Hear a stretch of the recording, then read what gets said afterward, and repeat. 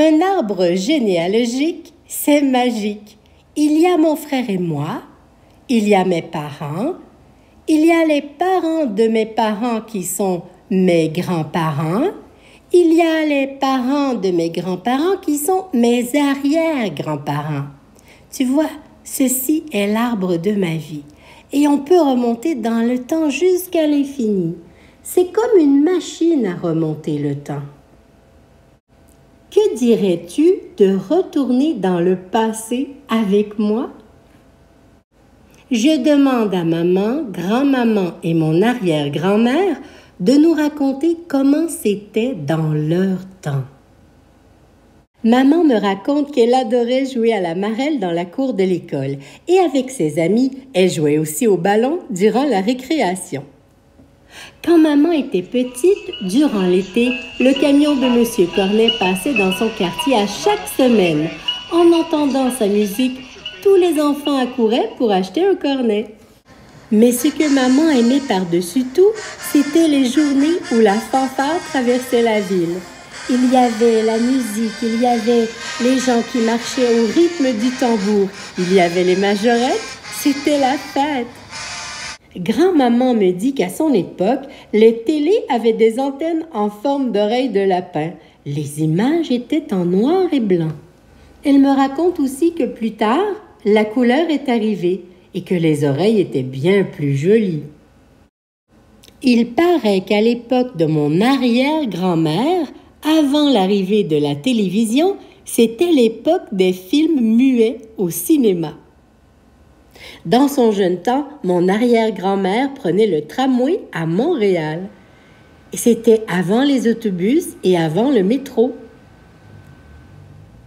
Dans l'ancien temps, celui de mon arrière-grand-mère, le laitier livrait les pintes de lait à vélo ou en camion et il passait à chaque maison. Elle m'a raconté qu'elle écoutait la musique sur un gramophone lorsqu'elle était jeune. Écoute le son d'un gramophone.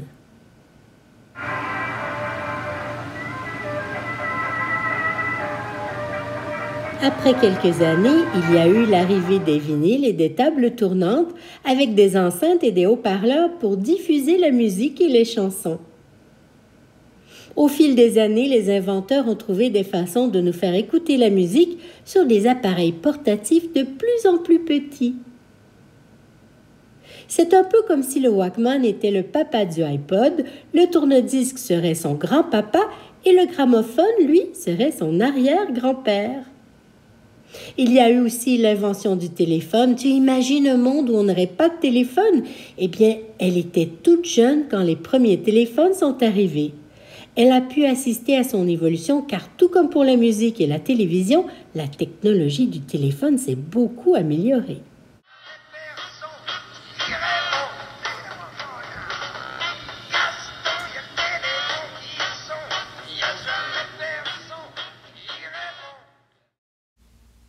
Oh, j'allais oublier que ma grand-mère m'a aussi parlé de ses friandises préférées.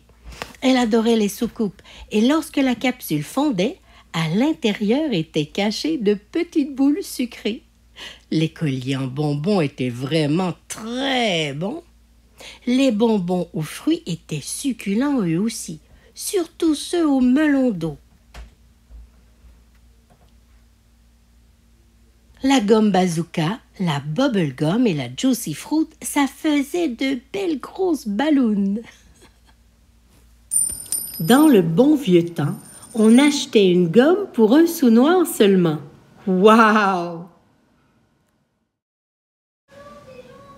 Maintenant, c'est à ton tour de demander à tes parents, tes grands-parents ou même tes arrière-grands-parents comment c'était dans leur temps. Je parie qu'ils ont de belles histoires à te raconter. L'arbre généalogique, c'est un arbre magique. Il permet de remonter jusque dans notre passé.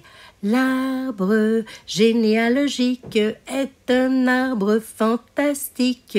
Il permet de connaître tous nos ancêtres.